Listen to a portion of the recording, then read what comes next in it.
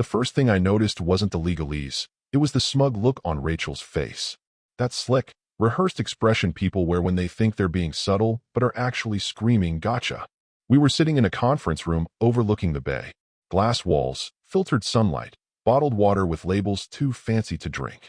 And across from me sat a man in a navy suit worth more than my first car, flanked by a monogrammed leather briefcase and a gold Mont Blanc pen he clearly brought just for effect. Thomas, Rachel began with that sing-song, PR voice she always slipped into around people she wanted to impress. Before we finalize the wedding plans, there's just one thing we should cover. Just a formality. A folder slid across the table. Cream-colored. Heavy paper stock. No initials, no title. Just blank confidence. The lawyer nodded. It's a standard prenuptial agreement. Very fair. I opened it. First page, fine. Definitions. Second page, not fine. A clause about separate property. Then another. Then 10 more. Each one delicately sewn to ensure Rachel's assets remained hers.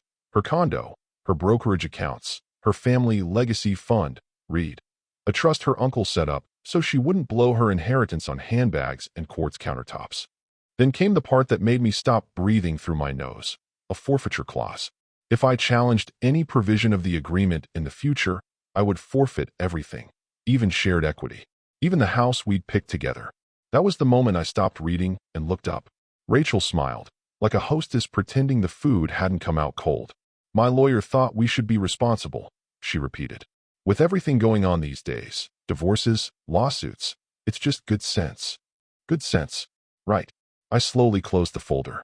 The lawyer leaned forward, expecting a signature or maybe a weak protest he could swat away with practiced condescension. Instead, I stood up.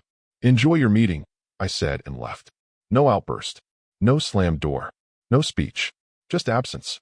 Silence, used as a weapon. You'd be surprised how powerful that is, especially when people are bracing for a fight and all they get is vacuum.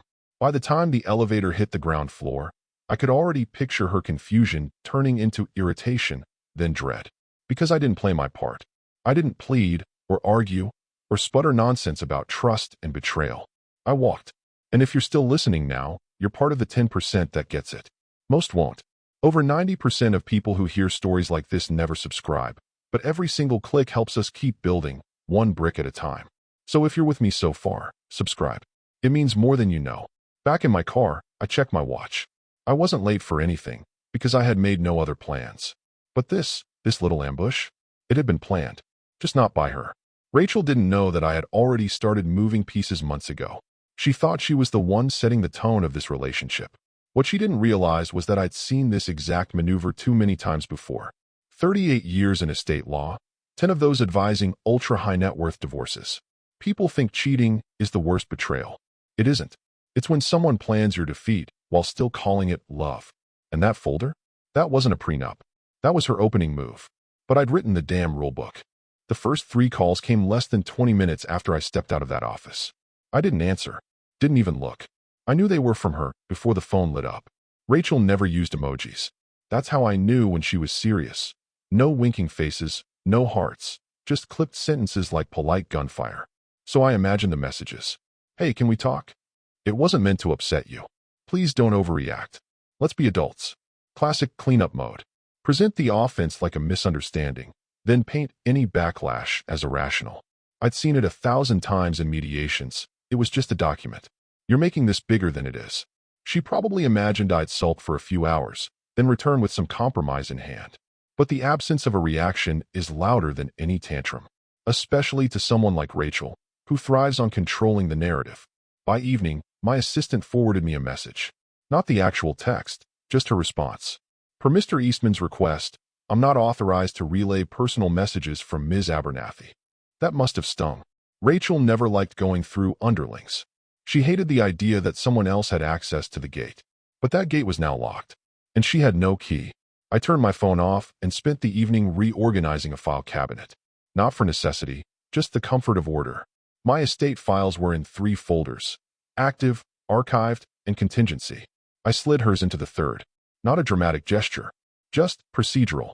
Meanwhile, Rachel was probably sitting in her penthouse kitchen, staring out at the skyline, telling herself I'd call by morning. Her lawyer, Alan, I think, would have reassured her. They always come back to the table when money's involved. He'd said it with that smug tone attorneys reserve for the less clever. Men like Alan didn't believe in consequences, just billable hours and leverage. But Alan didn't know what I knew. This wasn't about leverage anymore. It was about distance. Not the kind measured in miles, but the kind that makes someone you thought you knew feel like a stranger in their own mirror. Rachel called again. Twice the next day. I disabled voicemail. Her texts started stacking. She even left a comment under an old photo of us on some vineyard trip. Please call me. That was new. She'd never made a scene online before. Her curated image didn't allow for public begging. So I knew something was shifting. Not in me. In her.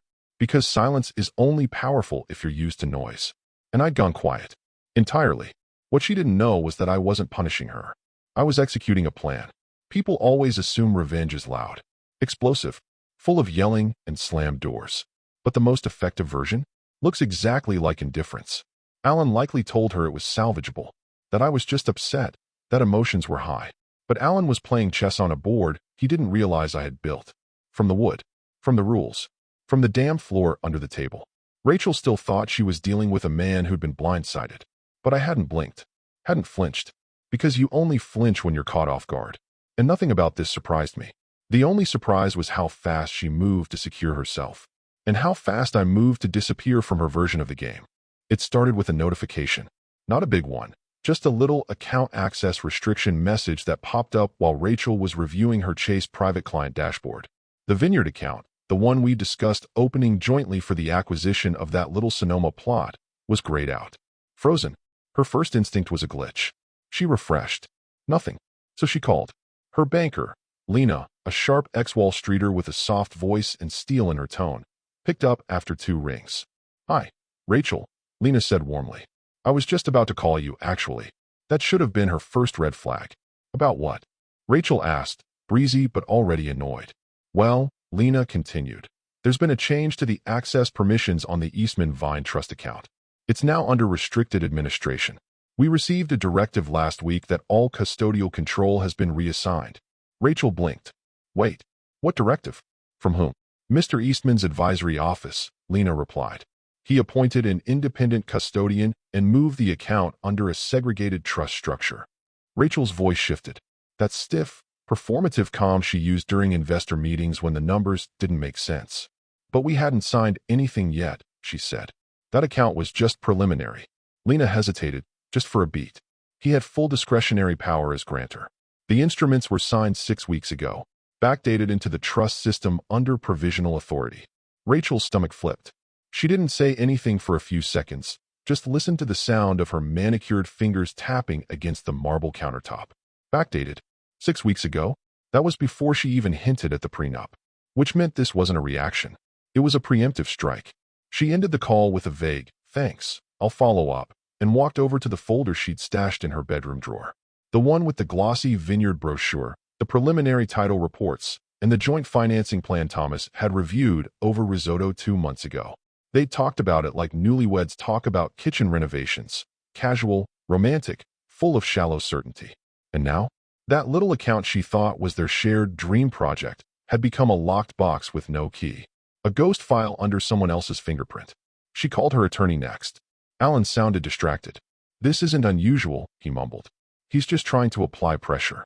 No, she snapped. This wasn't emotional. This was arranged. He set this up before I brought him the prenup. There was a silence on the line. A long one.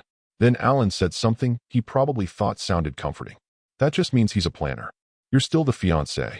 He wouldn't tank everything. But Rachel wasn't sure anymore. Not because Thomas had made a dramatic exit. He hadn't. But because everything after that exit was executed with such chilling precision. She'd expected sulking, maybe a cold shoulder. But not this. Not an operational shutdown. The worst part? She didn't know what else he had moved. Because the vineyard account was never the goal. It was the decoy. It gave her something to point at and say ours, while he quietly moved the real assets somewhere untouchable. She spent the next few hours combing through old emails, financial summaries, documents from their estate planning meetings, trying to piece together what she had assumed was mutual, but now realized had never really been shared. She couldn't shake the thought. What else did he prepare while smiling across the dinner table? Rachel wasn't just locked out of the vineyard. She was locked out of the strategy. And that was more terrifying than losing any plot of land. Because land can be bought. But once you're removed from someone's future plans, you're not just an outsider. You're a liability. Alan loved theatrics. Always had. He was the kind of attorney who spoke in closing arguments, even if you were just ordering coffee. So when Rachel stormed into his office the next morning, furious and flustered, he listened with arms crossed, pacing slowly like he was building up to a final act. "This is classic overcompensation," he said, tapping his temple like some kind of courtroom philosopher. "He's upset you challenged his ego with that prenup, so he's scrambling to lock things down. We'll file an emergency injunction, freeze the estate until we can force disclosures." Rachel nodded, still rattled from the vineyard account debacle. She needed certainty, control. Alan's cocky grin offered both, until it didn't. They filed the motion by noon, a thick packet of paper and posture, stamped with the weight of entitlement. A judge wouldn't even need to grant it right away. Even the filing would send a message. That was the idea. But the response came faster than expected, and it wasn't what Alan had rehearsed in his head. At the county clerk's office, a young woman named Kim, probably fresh out of law school but disturbingly competent, scanned the documents, eyes narrowing. She clicked through a database silently, frowned, then looked up. "I can't process this." Alan raised an eyebrow. "Why not?" She turned the monitor slightly, tapped the screen. "The trust in question isn't under this court's jurisdiction anymore." "What?" Rachel said, leaning in. Kim cleared her throat. "It was reclassified under Federal Exemption 352B. Alan blinked. "That doesn't apply to privately held estates." "It does," Kim said. "If it was converted under sovereign shelter status and moved into multi-jurisdictional protective custody." Alan scoffed. "You're misreading it. Who signed off on that?" Kim didn't argue. She pulled up a scanned authorization document. "Mr. Thomas Eastman. 6 months ago." Rachel froze. 6 months. That was before the vineyard, before the proposal, before she even floated the idea of financial clarity between them. Kim kept scrolling.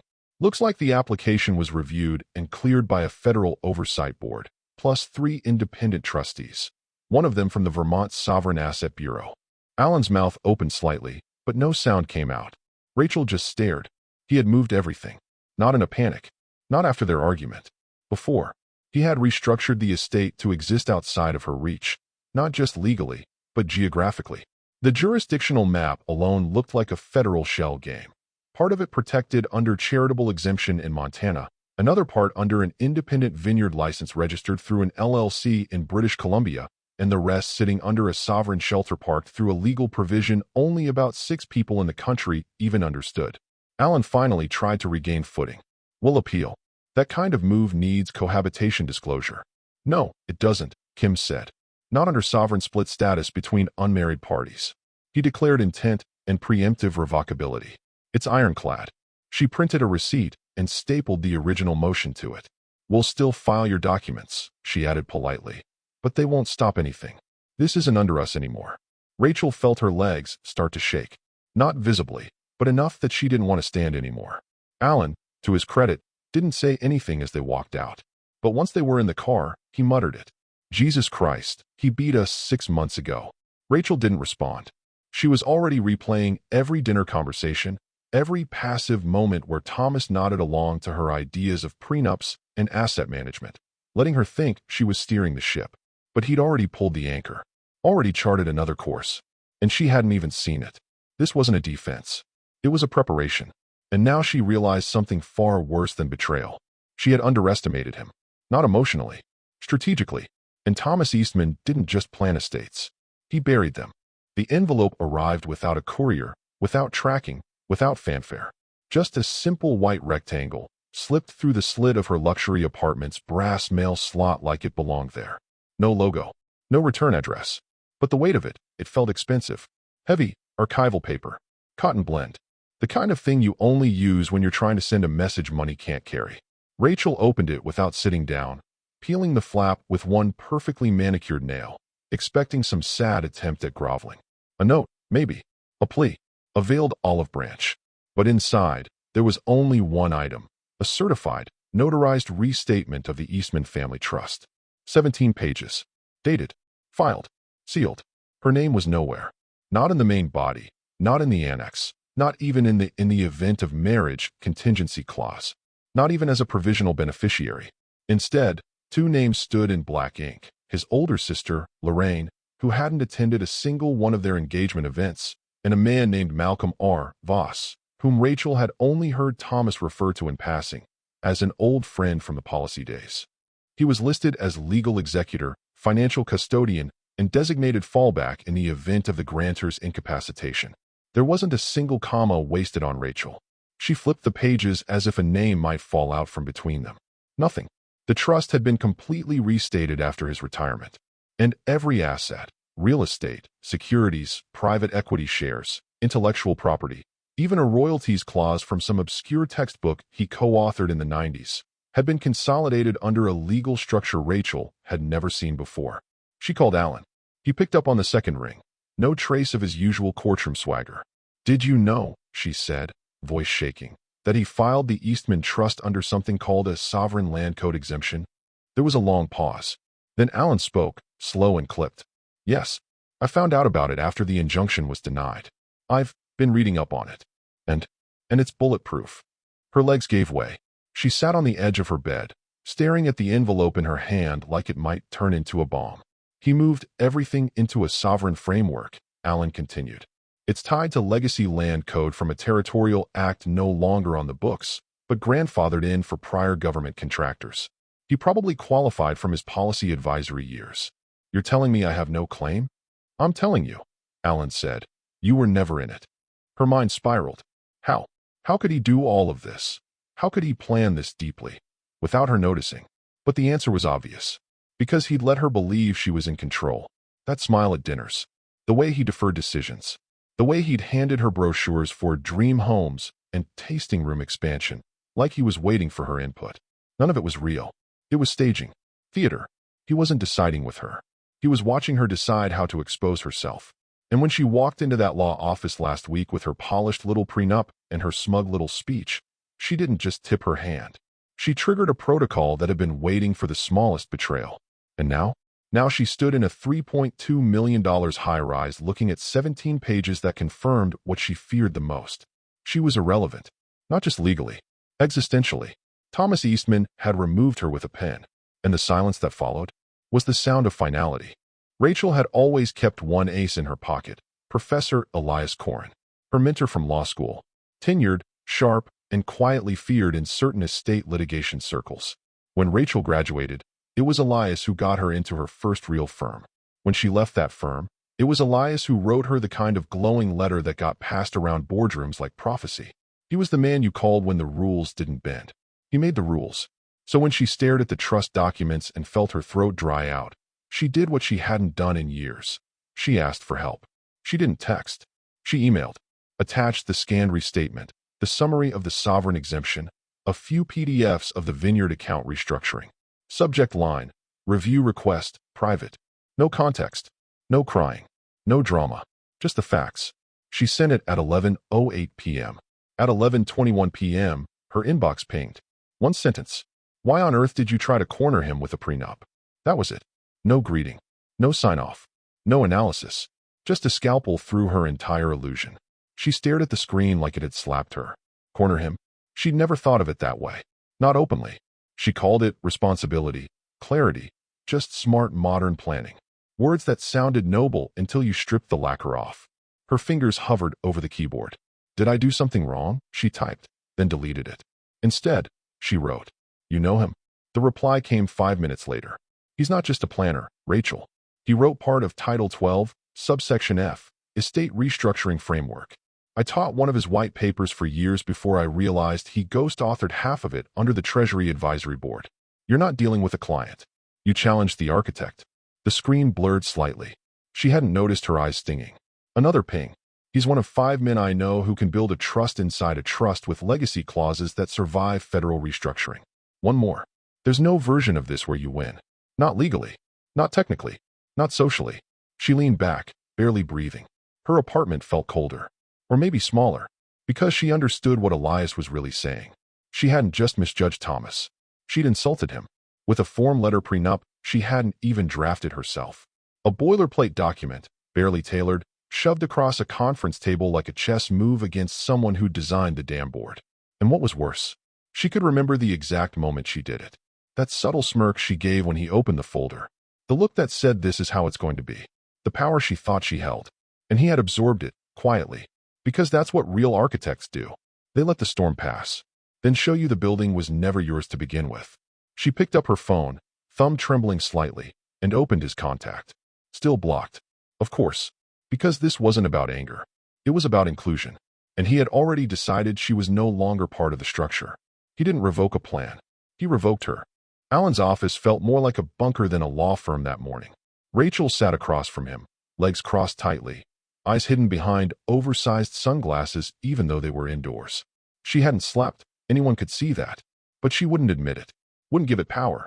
That was her style. Alan, on the other hand, looked like a man who just realized the bottom step wasn't there and was still falling in slow motion. "We need to shift the narrative," he said, tapping a pen against a yellow legal pad, though he hadn't written a damn thing. "Control the optics. Release a joint statement. Mutual respect, amicable dissolution, all that PR fluff. People don't care about facts, Rachel. They care about tone. Make it look like you two agreed to walk away. Make it boring." Rachel didn't answer. She was scrolling, reading something over and over again on her phone, lips pressed so tight they were turning white. "What?" Alan finally asked. She turned the screen around and placed it on the desk. No sound, no fanfare, just a headline from Estate and Equity Quarterly, a trade publication barely read by the general public but obsessively devoured in legal and financial circles. The headline: "Revocable Trusts and Revocable People, a Note from Thomas Eastman." Alan frowned. That's not even a wait. She zoomed in on the pull quote. "I was recently reminded why some partnerships require full transparency before trust is offered. Fortunately, trust, legally speaking, remains revocable. Simple. No names. No timeline. No slander. Just implication." And it spread like gasoline under a lit match. Within hours, the note was reposted across legal subreddits, Twitter accounts run by estate advisors, and 3 different financial commentary newsletters. It had that awful, perfect balance of tone. Detached, professional, clinical, but deeply personal. The kind of thing that made every reader lean in and whisper to themselves, "Who did he write this about?" Some already knew. Rachel's name wasn't printed anywhere. But it didn't have to be. Legal circles are small. Private wealth advisors are tighter than country club cliques. And when you're dealing with a man like Thomas, who had co-authored frameworks, advised senators, been the guy at those quiet, off-the-record symposiums, the story walked without needing to be pushed. It wasn't just a memo. It was a warning that he had seen something, documented it, and decided to disengage with full justification. And in their world, that's all it took. Rachel's LinkedIn inbox exploded, not with support, but with silence. The kind of unread messages that used to arrive daily suddenly stopped. No invites to panels. No replies from contacts she used to consider close. One firm quietly canceled her scheduled appearance at a women in finance luncheon. Optics, they said. Meanwhile, Thomas? He didn't tweet, didn't post follow-ups, didn't leak anything else. He didn't need to.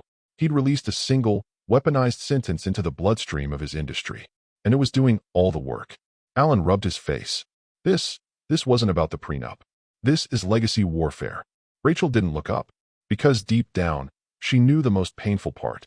He hadn't attacked her. He'd simply withdrawn belief in her. Trust, offered once, was now revoked. And in their world, that meant exile. Not with shouting, but with silence so deliberate, it echoed louder than any press release her entire legal team could manufacture.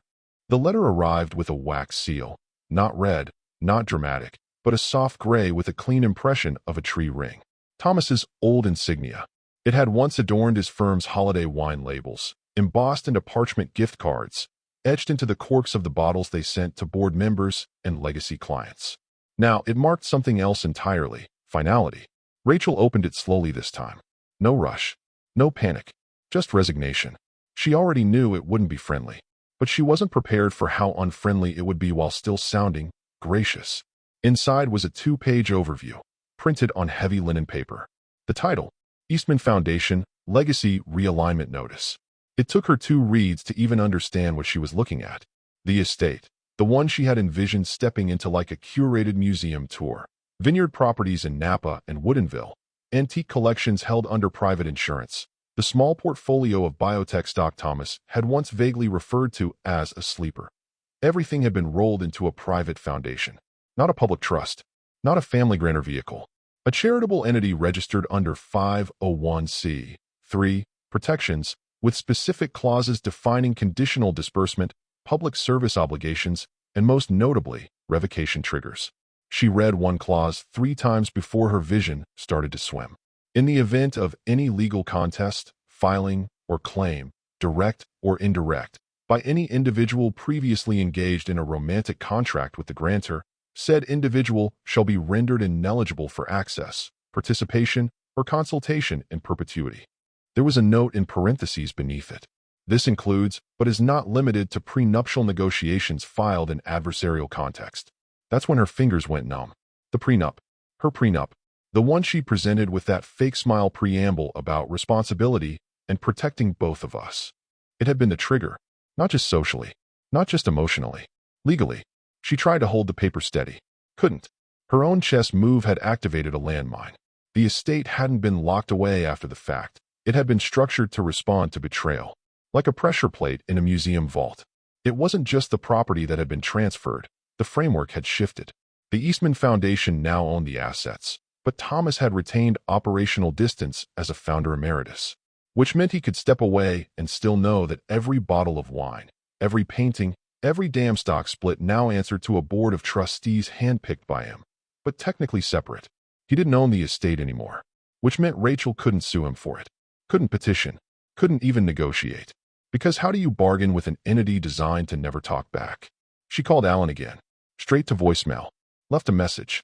Call me back. Urgent. Please. I just read the... Click. She hung up. Pointless. She opened her laptop and typed the name of the foundation into a search bar. There it was, clean as daylight. IRS verified. Mission statement focused on long-term conservation of historical estates, education, and ethical legacy preservation. Ethical. That word scraped against her like sandpaper. She had imagined herself pouring wine at donor galas, giving guided tours of their collection, sitting on the board like some high society matriarch. Instead, she was reading a clause that carved her out of that entire future with surgical precision. Thomas hadn't just removed her from his life. He'd sterilized the future of her ever-laying claim to his world. And all she had to do to lock herself out was try to secure a seat at the table. It was the oldest trap in estate law. Bait the entitled party into pressing too soon, and then let the mechanism punish the assumption. She had played offense, but he had written the rules. And now, she wasn't just out of the game. She was barred from the stadium. Rachel was curled on her sectional in a robe that still smelled faintly of that citrus detergent Thomas used to buy in bulk. He said it was satisfyingly unscented, which made no sense, but somehow fit him perfectly. The TV was on but muted. A wine glass half full, or maybe half empty. She couldn't decide. Her phone buzzed against the marble coffee table. Alan's name. She answered on the first ring. Please tell me you have something. She heard him inhale. Not the usual inhale then answer that lawyers use to sound in control. No, this one was longer. Uneven. Like someone breathing through a paper bag after realizing the fire exit was welded shut. I spoke to a friend at the Office of Financial Strategies. He began, voice low and fast. Someone who handles legacy shelter constructs. He dug into Eastman's filings. And, she snapped. Alan didn't posture this time. Rachel, it's worse than I thought. She gripped the arm of the couch. Thomas placed the entire estate under a grantor trust with a reversion trigger. It activates in response to any legal action interpreted as adversarial intent. I don't speak trust jargon right now, Alan. English. Alan's voice dropped, like he hated the words coming out of his own mouth. In English, you serve him a prenup. That counts as adversarial. The trigger fired the moment you handed him that folder. And when it did, everything in that trust was instantly, irrevocably rerouted to foundation custody. Rachel's jaw clenched. But he didn't own everything. Not yet. Some of it was still in transition. No. He structured the timing. Legally, the pending assets were under provisional clauses, meaning he kept the paperwork just shy of final until the trigger. It was a trap. She stood up, knocking over the wine glass. It rolled, deep red soaking into the cream carpet like blood and snow. Alan, tell me there's a loophole. Silence. Alan. Rachel. You can't even mention his name in a court filing now. The trust has a name severance clause. Any attempt to invoke his identity in legal action activates non-cooperation protocols. His name is sealed. She couldn't breathe. You're saying I can't sue him? You can try, Alan muttered. But you'll be filing against an empty chair. Everything you knew about him, his accounts, assets, rights, they've all been evacuated, relocated. The name Thomas Eastman is now a figurehead, a person without possessions, a ghost. She sat down hard, knees buckling. Her ears rang. Ghost. The man she'd once imagined growing old with, sitting in vineyard kitchens, naming cheese platters after grandchildren. They were gone. Not because he vanished, because she pulled the pin. And now, there was nothing left to fight for. No negotiation. No amicable split. No leveraging of what they'd built together. Because they hadn't built anything. She'd been standing on scaffolding, and he had pulled the foundation out from beneath her the moment she thought it was smart to test him. A prenup. That's all it took. For pages. One folder. A fake smile, and a pen she borrowed from the receptionist. She thought she was protecting herself. Instead, she'd triggered a chain reaction meticulously designed to erase her from every ledger, filing, and clause Thomas had ever touched. And now, not only did she lose the game, she was erased from the board. It was raining, because of course it was. That soft, petty kind of rain that doesn't pour. It just soaks you out of spite. Rachel stood at the foot of the driveway, clutching the wrought iron gate like it might open out of pity. Her heels dug into the gravel, now clumped with wet clay. She looked smaller than she ever had, her hair unmade, face raw, tears streaked through a layer of mascara applied in desperation rather than habit. Beyond the gate, the house stood like a monument, quiet, modern, and somehow indifferent. Thomas's house. No, not his house anymore, not technically.